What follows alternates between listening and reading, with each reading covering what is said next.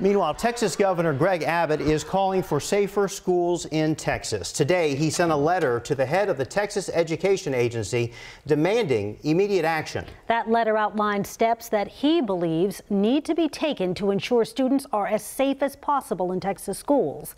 KVUE's Molly Oaks spoke with the Texas School Safety Center on what protocols it has in place now.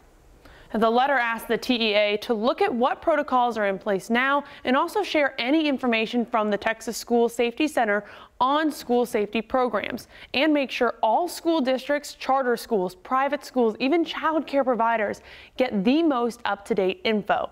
Governor Abbott also wants the TEA to work with the Texas School Safety Center and Department of Public Safety to come up with recommendations for the Texas legislature on what they can do to improve safety.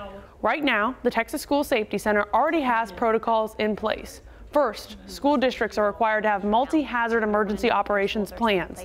They also are required to conduct drills to train to that plan and have a safety and security committee in place to oversee those protocols in school. Also, once every 3 years, schools are required to conduct facility audits of all instructional and non-instructional facilities. That's to make sure they're engaging in school safety protocols. They also communicate with school leadership on other things to keep an eye out for.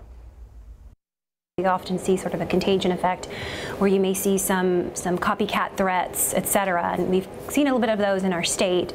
And so we want to put schools on alert in the coming weeks and the coming months to be aware of these things. And, you know, if you see any warning signs, any things that may be off, any suspicious activity, to immediately take all threats seriously and report them to law enforcement.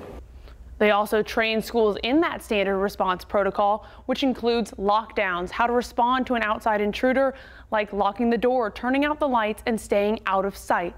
And they also go over what to do if the door is breached. Reporting in the studio, Molly Oaks, KVUE News Night Beat. With